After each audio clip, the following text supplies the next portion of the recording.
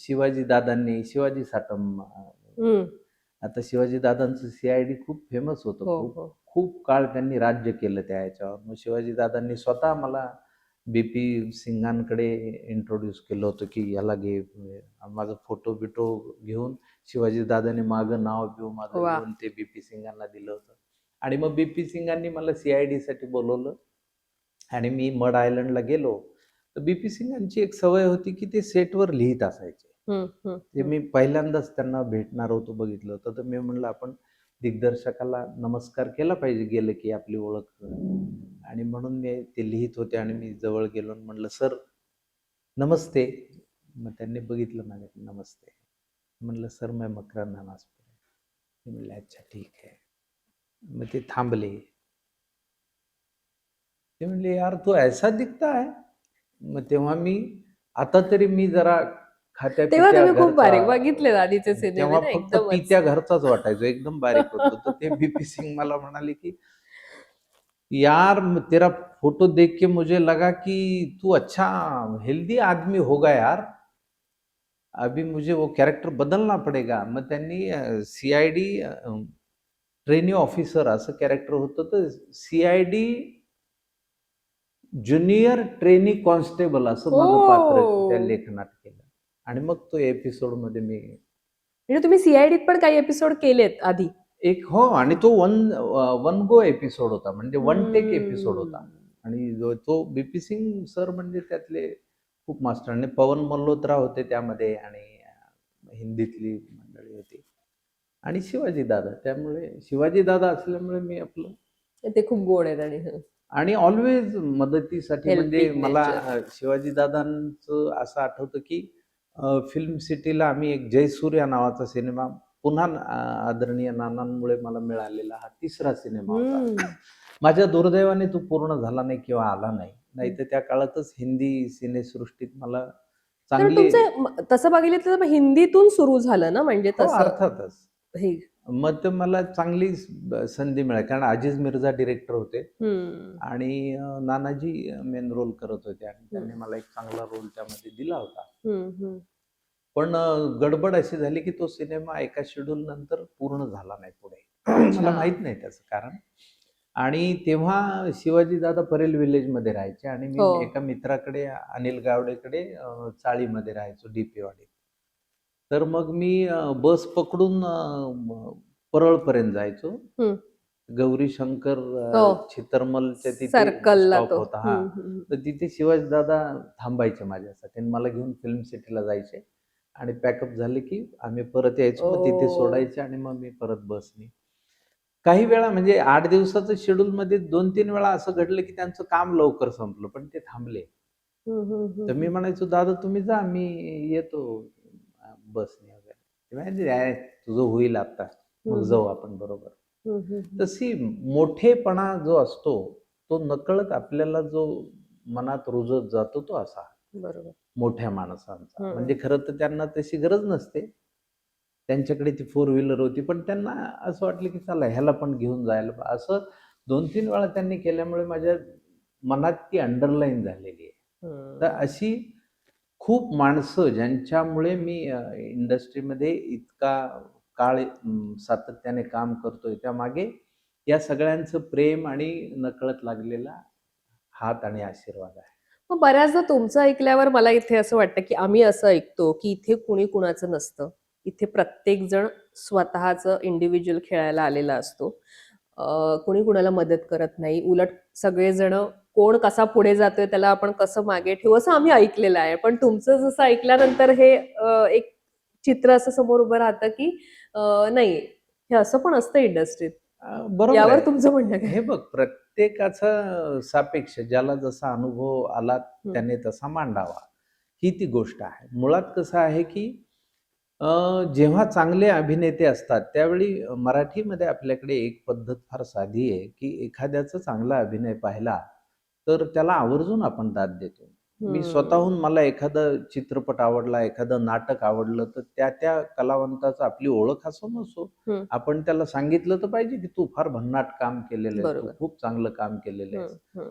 म्हणजे मी स्ट्रगलर असताना मी एकदा पृथ्वी थिएटरला सत्यदेव दुबेंचं गाठ नावाचं नाटक बघायला गेलो होतो. हम्म. आणि त्यामध्ये मी पहिल्यांदा रसिका ओकला पाहिलं होतं. ओके. रसिका ओक जोशी, जोशी. गिरीशची हा बायको. हा हा.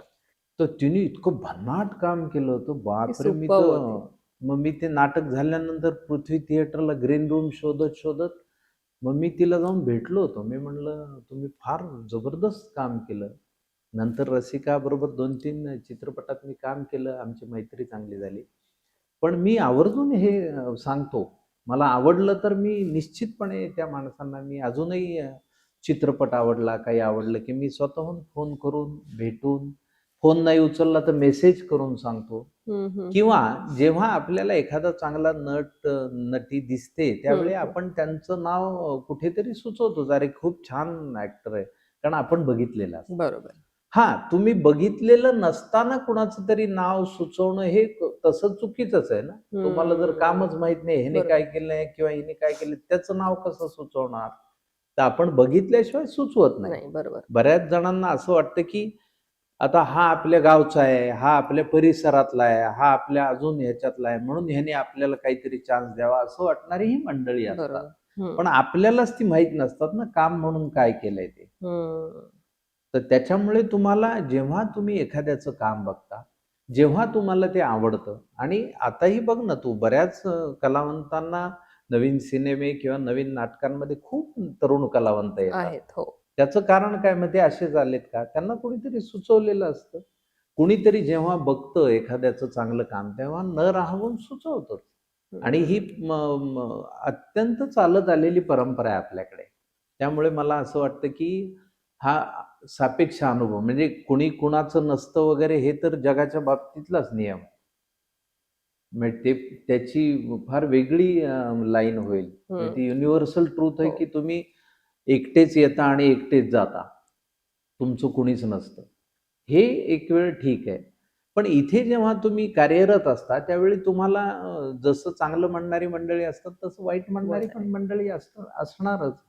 कारण बघ, नाण्याला 2 बाजू असतात. एक कधी ही असते, कधी ती असते. फक्त एवढंच आहे की मला नेहमी असं वाटतं की एखाद्या विषयी मी जर कधी काही ऐकलं, तर मी त्या सांगणाऱ्यावर कधीही विश्वास ठेवू नये, असं माझं स्पष्ट मत आहे. मी जेव्हा त्या व्यक्तीला अनुभवेन त्यावेळी मी ठरवलं पाहिजे. बरोबर. नाही तर मी हलक्या कानाचा नाही का होणार. म्हणजे तो सांगणारा इतका कसा इम्पॅक्ट टाकू शकतो ऐकणाऱ्यावर, असं मला नेहमी पडलेलं पुढं असतं. मला जर कोणाविषयी कोणी सांगितलं की तो फार भंगार आहे असं, तर मी ऐकतो. मी त्याच्यावर रिॲक्ट होत नाही. म्हणतो अच्छा बरं. पण मी जेव्हा पर्सनली त्या व्यक्तीचा अनुभव घेतो तेव्हा मी ठरवतो हा चांगला आहे की वाईट आहे. आणि ते मी माझ्या वागण्यात त्याच्याबरोबर जे असतं तसं येतं. तर ही फार साधी गोष्ट आहे. मी कुणाचं ऐकून नाही ठरवू शकत. कारण देवाने जसे मला कान दिले तसे डोळे पण दिलेले आहेत. तसं मला तोंड पण दिलेलं आहे. तर मला भेटता आलं पाहिजे, मला बोलता आलं पाहिजे, मला बघता आलं पाहिजे. मग मी ठरवलं पाहिजे. आपल्याकडे दंतकथा खूप तयार होतात, त्यामुळे माणसांविषयी बऱ्या वाईट गोष्टी तयार होतात. जेवढं तुम्ही यशस्वी होत जातात तेवढ्या दंतकथा तयार होत जातात. आणि त्या खोडायला तुम्ही कुठे जाणार? ज्या झाडाला गोड फळं येतात त्यालाच लोक दगड मारतात. बरोबर. एका शायरांनी ते म्हणलेलं आहे ना की म्हणजे लोक त्याच्याविषयी खूप वाईट बोलतात, म्हणजे हा मनुष्य चांगला असणार, अशी एक शायरी आहे त्यांची. तर तशा पद्धतीचं मला वाटतं ते. तर मी नेहमी असं म्हणतो की आपण अनुभवावं आणि मग मांडावं. निश्चित.